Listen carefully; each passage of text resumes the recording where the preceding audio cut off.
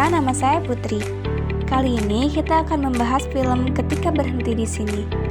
Film yang dibintangi oleh Prilly Latuconsina ini baru saja rilis tanggal 27 Juli 2023. Menurut saya, film ini cukup unik karena dibuka dengan narasi menarik tentang filosofi Mandala yang juga jadi salah satu alasan Dita menekuni bidang desain. Film ini sangat menarik untuk ditonton karena mengangkat cerita dan genre yang tak biasa, yaitu drama sains fiksi. Penasaran gak sih siapa saja sosok di balik kesuksesan film ini? Yuk kita lihat identitas filmnya.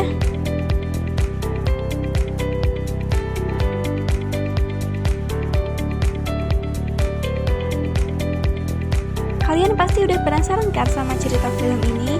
Simak video ini sampai habis ya.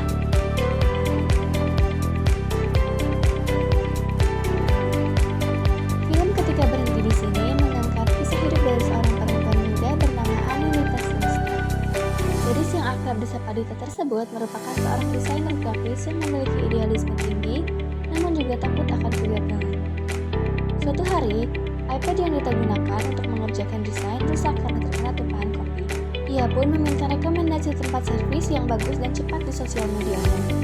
Lalu, ada salah satu akun yang merekomendasikan sebuah tempat. Dita pun datang ke tempat servis itu. Namun di sana, ia justru bertemu dengan pemilik akun yang merekomendasikannya tempat tersebut. Pria itu merupakan seorang arsitek bernama Elisur Kartasasmita atau yang akrab disapa Ed.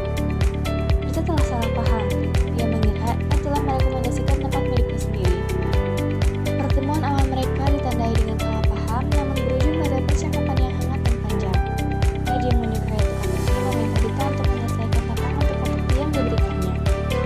Petualangan keduanya pun menemukan perasaan cinta. Kedua manusia yang serupa tapi tak sama pun bersatu. Hubungan romantis mereka berlangsung selama bertahun-tahun. Keduanya menyadari bahwa mereka berdua satu frekuensi dan saling mengisi. Memasuki tahun keempat, baik Dita maupun Ed tengah berjuang menggapai mimpi-mimpi mereka. Dita masih berada di tengah kesibukannya menjadi seorang desainer grafis. Sementara Ed justru mapan dan berhasil membangun perusahaan arsitek miliknya pribadi. Tanpa disadari, sikap minder dan cemas melanda Dita karena posisi Ed yang tampak lebih mapan. Di satu sisi, Ed tetap sabar dengan sikap Dita yang tanpa disadari terus menuntut. Mereka akhirnya memutuskan untuk bertemu. Namun, pertemuan itu justru menimbulkan konflik yang baru. Mereka pun pulang membawa ego mereka masing-masing. Setelah sampai di rumah, Ed memikirkan solusi atas permasalahan yang dialaminya dengan Dita. Setelah meminta pendapat pada omahnya, akhirnya Ed menemukan solusi atas perdebatan antara ia dan Dita. Ia berdialog untuk mencari Dita dan meluruskan semuanya. Namun, Dita justru tidak bisa dihubungi. Ternyata, Dita tengah pergi ke klub malam bersama Ivan, sahabat kecilnya. Perdebatan itu membuat Dita merasa pusing, sehingga ia ingin mabuk-mabukan. Saat ia tengah mencari Dita, dia justru mengalami kecelakaan mobil yang merenggut nyawanya. Pada pagi hari, mendengar kabar kekasihnya telah meninggal dunia, Dita pun merasa hancur dan sangat terpukul. Di sisi lain, dia juga diliputi oleh rasa bersalah yang tak kunjung usai. 2 tahun kemudian, Dita mulai berusaha melupakan masa lalunya dan menjalani kehidupan yang baru bersama Ivan, sahabat masa kecil sekaligus kekasihnya saat ini. Dita tampak bahagia ketika bersama Ivan. Ketika Dita sedang meeting bersama kliennya, ia tanpa sengaja menumpahkan kopi pada iPad-nya yang berisi data-data penting. Mau tidak mau, Dita harus memperbaiki iPad-nya di tempat servis di mana ia bertemu dengan Ed. Secara tak terduga, pemilik tempat servis itu memberikan sebuah kacamata bernama Loop yang dilengkapi dengan teknologi augmented reality atau AR. Kacamata tersebut merupakan peninggalan Ed yang sudah lama ingin diberikan kepada Dita. Kacamata tersebut dapat memproyeksikan Ed persis seperti dirinya di kehidupan nyata. Hal ini ternyata membuat Dita ragu dengan perasaannya kepada Ivan. Dia berada di ambang keraguan untuk menerima kehadiran Ed kembali atau tetap bersama Ivan.